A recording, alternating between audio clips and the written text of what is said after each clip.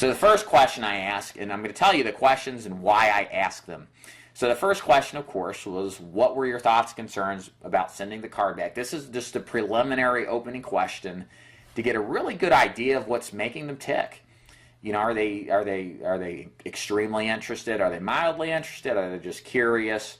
You know, what is it exactly that prompted them to send this card back? And you'll get all sorts of responses. If you get the response back where they say, well, I was just curious. You know, you get some non-response. The best thing you can do is ask them, so how do you mean by curious? Again, ask them again. Let them go ahead and take another whack at opening up and sharing more of the reasons, the logic and emotion as to why they did what they did. If that fails, I love to use the quote-unquote 3 questions routine that I learned from one of the best final expense agents in the business named John Duggar, who lives in Western Kentucky. This guy's been in business 10 years. He is one of my, I guess, not a direct mentor per se, but I modeled a ton of what I do based off of what John says.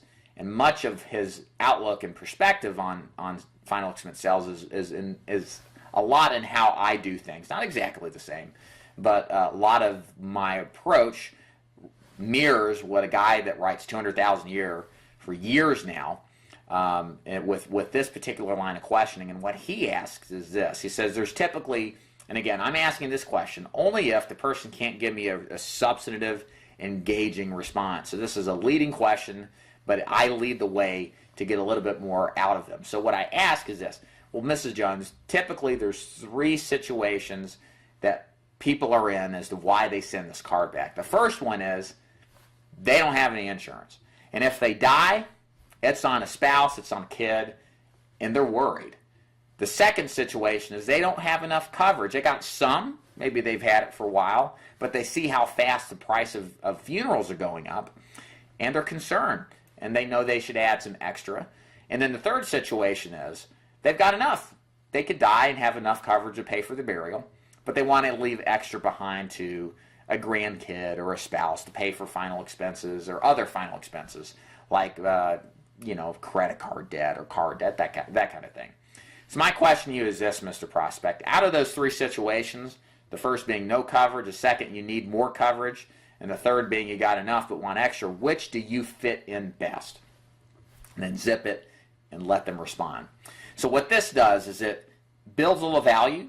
It explains in kind of a third-party validation approach what situations everybody is in, and it gives them the choice to fit out of those 3 situations. Where do they fit? Very rarely will you ever have anybody say, none. You know, but you'll have people who'll say, well, you know, they'll give you a kind of a weak answer. And so, but most of the time, you're going to hear typically number 1 or number 2. You don't really hear number 3 that often, but it's a mixture of 1 and 2. And what I also like to add, I'll add this too, I forgot to add this in the second question. Sometimes I'll add, well, you know, some people have some coverage, but it's either really expensive and they want a better deal, or they're looking to add additional coverage. So I plant the seed that you can also potentially get a better deal. And so that leads to the next section of figuring out who they have the coverage with, and then I start collecting that information to hopefully potentially draw out the replacement type of sale. So that progresses that question is important because it progresses